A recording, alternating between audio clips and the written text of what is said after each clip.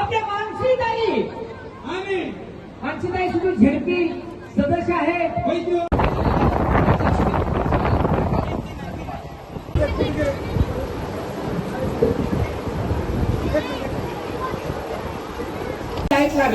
Light लागली तर उजेड पडला, उजेड पडला तर नाही लाईट लागली तर कसं दिसायचं, अंधारात कसं बसणार हो तुम्ही. म्हणून काय म्हणलं यांना विनंती करतो की यांनी सत्कार उभं राहायचंय. त्यांचा सत्कार करण्यासाठी मी प्रकाश बुरुंगले यांना मंचावर उपस्थित राहण्याची विनंती करतो.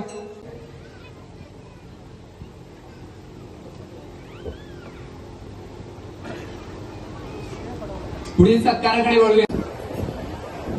आपल्या कीर्तन सेवेच्या माध्यमातून अध्यात्म संस्कार आणि जनजागृतीचं कार्य करणारा आदरणीय हरिभक्त सती जाण्यापासून थांबवलं. आणि माझ्या म्हाताऱ्यावर का आपल्या सासऱ्याचं सांगणं ऐकलं होतं दादा त्या तर वेळेला. माझ्या मल्हारराव होळकरांनी काय सांगितलं होतं. अहिलेला बोलला माझा लोक निघून गेला. आणि हा एवढा बर का हे राजकारभार मी कसा चालवणार. एवढा राजकारभार आता कुणी सांभाळायचा सांग ग मला. आणि डोंगरासारखं दुःख बर का कोसळलंय माझ्यावरती. डोंगरासारखं दुःख माझ्या पोटाला लोक निघून गेला. कैलासाला ना तू सुधू सती चालली मला लय वाईट वाटतंय ग ह्या जीवाला. एवढं बोलून बर का आपल्या सुनेला सांगितलं, माझ्या मातेला सांगितलं तू सती जायचं नाही. माझ्या राजकारभार चालवायचा बर का असं ताकीद केली होती. माझ्या लेखाची गादी तू सांभाळायची असं सांगितलं होतं बर का. त्या तर वेळ आहे ना. पण आलेले उपस्थित मान्यवर, माझ्या समोर बसलेल्या महिला भगिनी आणि बांधवांनो, आज आपण लोकमाता राजमाता अहिल्याबाई होळकर यांच्या जयंतीनिमित्त इथे आलेलो आहोत. अहिल्याबाईंच्या बाबतीत सांगायचं तर एकदम कष्टातली एक धनगर समाजातली एक स्त्री ही अल्प वयातच त्यांना त्यांच्या पतीसह मुलाला सुद्धा गमावं लागलं. मित्रांनो, सोनी या गावात जन्मलेल्या अहिल्याबाई यांना पहिल्यापासूनच धार्मिक देवाची पूजा करणं, शिक्षणाविषयी आवड होती. घरातले संस्कार त्यांच्यावर अशा पद्धतीने घडलेलं होतं की पुढे काहीतरी घडेल हे मल्हारराव होळकरांनी सांगलेलं होतं की एक स्त्री, एक ही मुलगी, संस्कार स्त्री आपल्या घराण्याची सून व्हावी. आणि अल्पवयातच मल्हारराव होळकरांनी सून म्हणून त्यांचा स्वीकार केला. ज्यावेळेस मुघलांचं राज्य होतं आणि त्या मुघलांचं राज्य युद्ध चालू असतानाच अल्पवयातच आपल्या पतीच्या मृत्यूला सामोरं जावं लागलं आणि खंडेराव यांचा मृत्यू झाला. पाठोपाठ मालेराव हे त्यांचे सुपुत्र यांनाही त्यांना गमवावं लागलं. आणि अशा परिस्थितीमध्ये त्यावेळेस प्रथा होती की सती जाण्याची प्रथा होती. पण होळकरांनी सांगितलं की सती जायचं नाही, माझ्या सुनेला मुलीचा दर्जा दिला पाहिजे. माझी ही सून जी आहे ती फार पराक्रमी आहे, म्हणून आपल्या घराण्याची संपूर्ण सूत्रे ही राजमाता अहिल्याबाईंच्या हाती दिली. आणि अहिल्याबाईंनी सांगितलं की सती प्रथा म्हणजे त्यावेळेस 17-18 घरातल्या स्त्रिया सती गेलेल्या होत्या. आणि त्याने जाणलं की हे बरोबर नाहीये आणि खरं सुशासन चालवण्याचं काम राजमाता अहिल्याबाईंनी केलं. तुम्ही 12 ज्योतिर्लिंग पाहिली असतात, त्यावेळेस जपण्याचं काम, ती मंदिरं बांधण्याचं काम, म्हणजे केदारनाथ असो, बद्रीनाथ असो, विश्वेश्वराचं मंदिर असो, कोकणस्थ असणारी जेवढी आपली मंदिरं आहेत ते जोपासण्याचं, ते बांधण्याचं काम अहिल्याबाईंनी केलं. अहिल्याबाईंच्या विषयी इतिहास सांगा तेवढा कमी आहे, पण खरं सांगायचं की शासन काय असावं, शासन कसं असावं ते अहिल्याबाईंकडून शिकावं. शालेय असो किंवा कोणाला पाण्याची त्यावेळेस पण टंचाई असायची, विहिरी बांधण्याचं काम, तलाव बांधण्याचं काम, समाजगृह बांधण्याचं काम अहिल्याबाईंनी केलं. खरा इतिहास, या देशाचा इतिहास खरा घडवला असेल तर या धनगर समाजाने घडवलेला आहे. मित्रांनो, काठी ते तलवार असा प्रवास करणारे मल्हारराव होळकर एकमेव धनगर समाजाचे असे सरदार होते की मराठ्यामध्ये सुद्धा त्यांचं साम्राज्य होतं. काठी ते तलवार आणि साम्राज्य नव्हतं तर ते होळकर घराण्याचे मराठ्याचे सुभेदार होते. म्हणजे धनगर समाजाचा इतिहास आहे. हा धनगर समाज थोडा साधा सुद्धा नाहीये. तुम्ही पाहिलं, आपण साताऱ्याकडे जातो, पूर्वी खंडाळा घाट होता आणि तिथे जाताना आपण त्या मंदिरात जुन्या रोडला पाया पडतो. ते मंदिर आहे शिंगोबाचं.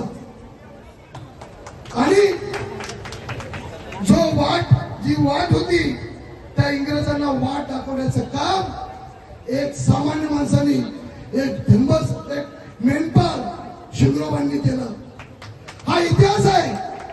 म्हणजे दळणवळण कसं असावं, दळणवळण कसं त्यावेळेसची ही होती ती या धनगर समाजाने केलेली आहे.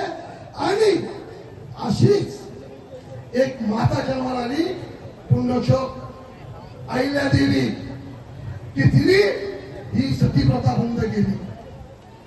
आज आपण पाहतोय, आज आपण इतिहास पाहतोय. इतिहासाला धरून जर चाललो तर रस्ते, पूल हे जे आज आपण पाहतोय ही फक्त अहिल्याबाईंचीच कृपा असं आपल्याला सांगायला लागेल. सबका साथ सबका विकास अशा पद्धतीनं आज ज्या योजना राबवल्या जातात भटक्या समाजासाठी, घरकुल योजना असो, मेंढपाळ योजना असो, मेंढी शेळी पालन योजना, हा इतिहास आज जे मोदीजी घडवत आहेत ते कशामुळे, तर अहिल्याबाईंचं असणारं पूर्वीचं काम त्याच्यात पावलावर ठेवून चालवत आहेत. तुम्हाला सांगायचा इतिहास काहीच नाही. तुम्ही 50 वर्षाचा इतिहास बघा आणि या 10 वर्षापूर्वीचा इतिहास जर पाहिला इथे, तर असणाऱ्या आपल्या जिल्हा परिषद सदस्य मानसीताई मगाशी सांगितलं ओळीमध्ये की आमदार का आले नाहीत. ताई आल्या म्हणजेच आमदार आले. ताई आमदाराच्या खांद्याला खांदा देऊन चालल्या म्हणून 2 वेळा महेंद्र शेठ आमदार झालेले आहेत. पण एक लक्षात ठेवा, अहिल्याबाईंचा, होळकरांचा इतिहास जसा होता तसा या जिल्ह्यात आज घडत आहे. प्रत्येकाला पाणी योजना, प्रत्येक दारोदारी नळ पोचत आहेत. महिलांना त्यांचा सत्कार योग्य वेळी केला जात आहे. मग अशी मी बघितलं 2 मुलं झाल्यानंतरही पोलीस दलामध्ये सामील होणं म्हणजे सोपं नाहीये बहिणी. खरंच त्या स्त्रीचा सन्मान आज ताईने केलेला आहे. म्हणजेच राजमातांचं नाव चालवणाऱ्या आजी स्त्रिया इथे आहेत, सांगता येणार नाही. मित्रांनो, मी सांगेन, कोण कविता बोलतोय, सिंहासनावर बसली तरी जनतेत राहिली, सिंहासनावर बसली तरी जनतेत राहिली, राजमाता होणी आईसारखी वागली, राजमाता होणी आईसारखी वागली.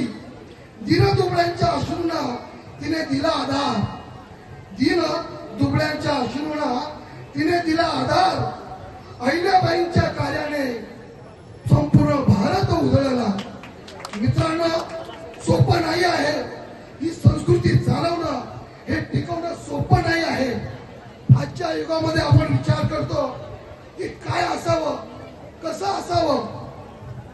आज आपण स्त्रियांच्या बाबतीत विचार केला. बघा, मुलांना तरुणांना वाटतं की आपल्या आईबाबांनी काय कष्ट केले. सर मुलं बोलतात आपण, आमच्यासाठी तुम्ही काय केलं आजच्या युगामध्ये. पण एक स्त्री काम करते, उदाहरण देतो तुम्हाला, ती पाठीमध्ये 30-40 किलोचं वजन वाहते. कशासाठी वाहते? ती आई कशासाठी वाहते? की आपल्या मुलाचं भविष्य उज्ज्वल व्हावं म्हणून ती वाहत असते. मित्रांनो, आणि आजच्या युगामध्ये मुलं असा प्रश्न विचारल्यावर आपल्या मनाला पण कसं तरी वाईट वाटतं. मी एक बाबा म्हणून सांगतो, वाटतं की ना वाईट. पण एक स्त्री काय करू शकते? एक स्त्री जर खांद्याला खांदा देऊन चालू शकते, ज्याच्या पुरुषाच्या पाठीमागे स्त्री, तिचं घर निश्चितच उज्ज्वल झाल्याशिवाय राहणार नाही. हा अहिल्याबाईंनी मंत्र दिला. तशाच आमच्या मानसी वहिनी आहेत, खांद्याला खांदा लावून चालतात. एक पाऊल पुढं पण माघारी. आपण पाहतो की अहिल्याबाईंच्या बाबतीत आपण पाहिलेलं आहे. गोरगरीब असो, शेतकरी, कामगार, विधवा महिला, समाजातील वंचित घटक यांना त्यांनी आधार दिला. आज आपण सामाजिक न्यायाची चर्चा करतो. अहिल्याबाईंनी तो प्रत्यक्ष कृतीतून दाखवलेला आहे. त्यांच्या राज्यात कोणी उपाशी राहिला नाही. त्यांनी जनतेची काळजी घेतली. विधवांना सन्मानाने जगण्याचा अधिकार दिला. महिलांना निर्णय प्रक्रियेत स्थान दिलं. म्हणजे आज 50-50% जे आहे ना, त्या अहिल्याबाईंमुळे होत. आपण हे लक्षात घ्या. आज वारंवार आपण विचार करतो की भारताचे पंतप्रधान विरासत आणि विकास यांचा उल्लेख करतात. त्यांनी सुद्धा काशीनाथ सारखं मंदिर, बद्रीनाथ केदारनाथ ही जी मंदिर आहेत त्यांना सुशोभित करण्याचं काम केलं. त्यांच्यापर्यंत रस्ते न्यायचं काम केलं. ते कोणाच्या जीवावर केलं? त्यांना हा इतिहास त्यांनी वाचला आणि हा इतिहास घेऊन ते पुढे चाललेले आहे. म्हणजेच अहिल्याबाईंचा इतिहास पुढे चालवण्याचं त्यांनी काम केलेलं आहे. तुम्ही आज इथं आलेला आहात. मी जास्त वेळ घेणार नाहीये. इथे जेवढं मी बोलेल तेवढं कमीच आहे.